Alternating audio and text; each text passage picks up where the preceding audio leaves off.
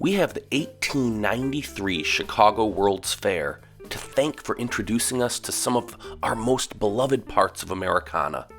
The Ferris wheel, the ice cream cone, Aunt Jemima pancakes, and of course, Cracker Jack.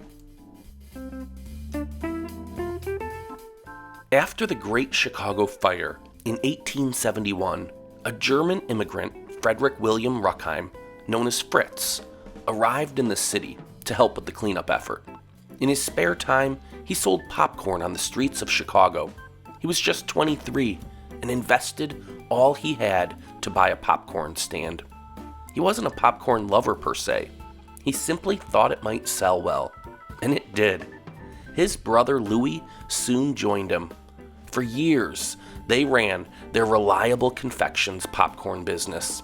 Together, they concocted a new recipe, a blend of popcorn and peanuts, all coated in molasses.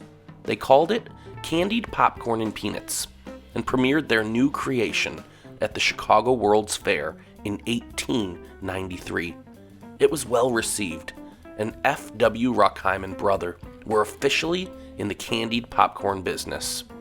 Some food historians even consider it the first junk food.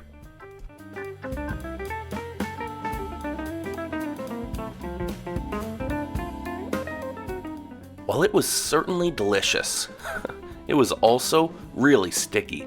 In fact, the molasses made it just all clump together. Eventually, though, they added a little oil during the mixing process, and that solved the problem.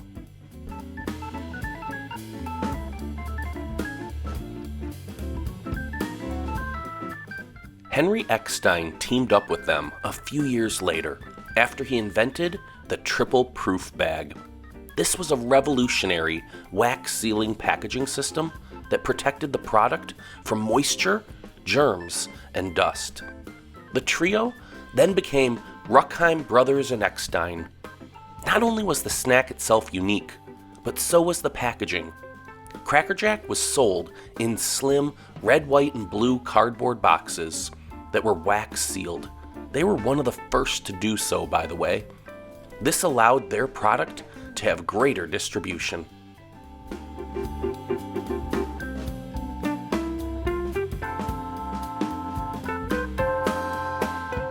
The name Cracker Jack originated after someone, lore says it was either a customer or a salesman, first tried the mixture and exclaimed, "That's a Cracker Jack."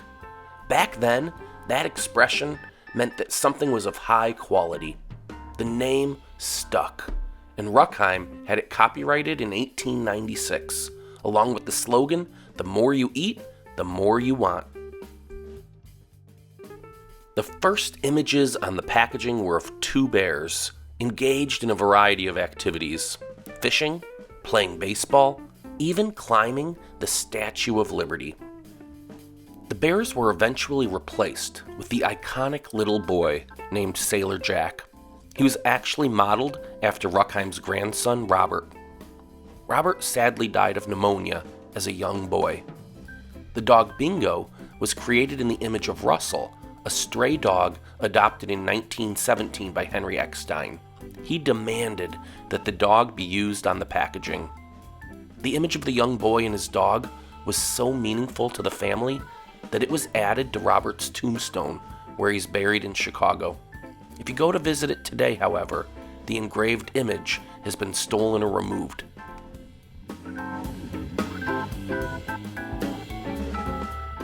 Cracker Jack started adding coupons to their boxes in 1910. These could be redeemed for lots of things: silverware, watches, even a sewing machine. But that was quickly replaced in 1912 with actual prizes, hoping they could better appeal to kids. That marketing strategy was a hit, and sales skyrocketed.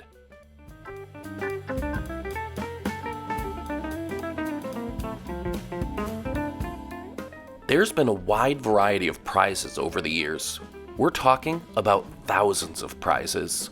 So many were for a limited time only, so there's a strong collector's market out there for them. There's even a Cracker Jack Collectors Association. In 1914 and 1915, Cracker Jack included a set of baseball cards. Some of the players were Ty Cobb, Shoeless Joe Jackson, Christy Mathewson, and Honus Wagner. These cards are worth a lot of money today. A complete set could bring in upwards of $100,000.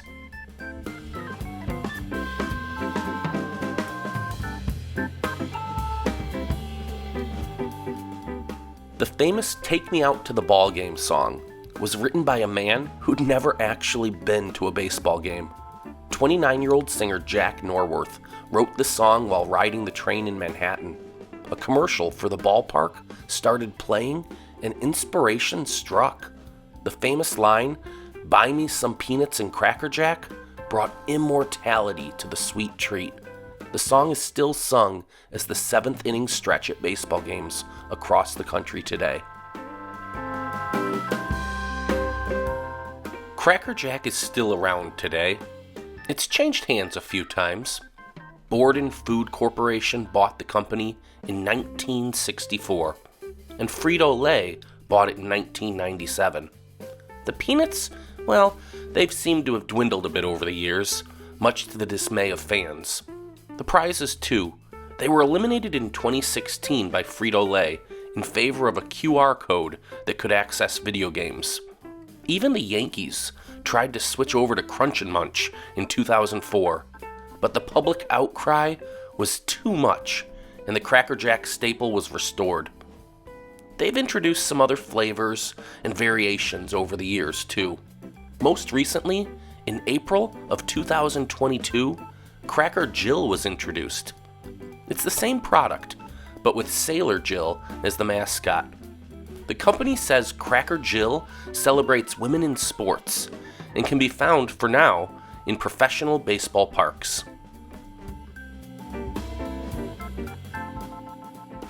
It's funny that Cracker Jack has such a strong baseball identity, seeing that its creators of both the snack and the famous song weren't even baseball fans. But, without question, it's part of the American ballpark experience. It's also part of our collective childhood experience. Thanks for watching Memory Mountain. If you enjoyed this video, please click to subscribe to our channel and hit that thumbs up button. Be sure to tap the notification bell so you'll be one of the first to know when we post our next story looking back over the landscape of Americana.